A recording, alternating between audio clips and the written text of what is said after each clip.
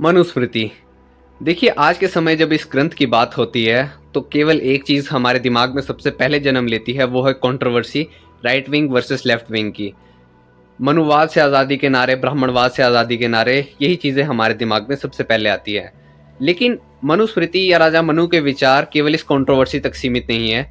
देखिए, काफ़ी बड़ा धर्म ग्रंथ है जिसे लिखने में हज़ार वर्षों का समय लगा है, यानी 200 बीसी से 200 एडी का समय इस धर्म ग्रंथ को लिखने में लगा है, और कोई एक व्यक्ति ने भी इस धर्म ग्रंथ को नहीं लिखा है। हालांकि इसमें जो विचार है वो केवल एक व्यक्ति के बताए जाते हैं, राजा मनु के, लेकिन इसे लिखा काफ़ी सारे व्यक्तियों के द्वारा गया है। और देखिए, जिस चीज़ से हम आज़ादी पाना चाहते हैं आज के समय, हम उसी चीज़ की बात करते हैं। हम बात करते हैं कि राम राज्य, कि हमारे देश में राम राज्य होना चाहिए। तो उस समय का राम राज्य भी मनुस्मृति पर ही आधारित था, यानी कि प्राचीन समय में जो रघुवंश था, उन रघुवंशियों ने भी इसी मनुस्मृति के आधार पर शासन किया था। और हमारी जो ये सीरीज़ है इंडियन पॉलिटिकल थॉट की, उसका पहला चैप्टर भी मनुस्मृति ही है, यानी राजा मनु के विचार।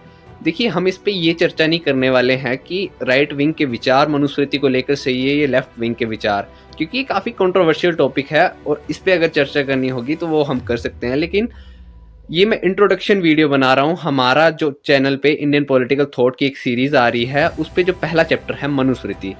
तो देखिए, राजा मनु ने अपने जो पुस्तक है मनुस्मृति में, उसमें कई सारे ऐसे विचार प्रस्तुत किए हैं जो आज के समय में भी रेलेवेंस रखते हैं राजनीति को लेके।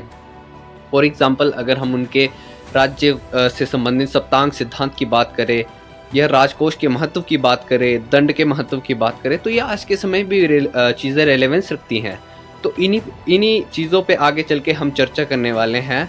सो ये जो सीरीज़ आएगी वह पार्ट बाय पार्ट आएगी। जैसे हम राजा मनु की जो एक चीज़ है, जैसे सप्तांग का सिद्धांत है, एक वीडियो में उसे डिस्कस करेंगे। उसके पश्चात उनके राज्य को लेकर विचार क्या थे, या उनके राजकोष को लेकर विचार क्या थे, इन सब पे चर्चा करेंगे। तो जुड़े रहिए हमारे साथ इस पूरी जर्नी में। जय हिंद, जय भारत, वंदे मातरम।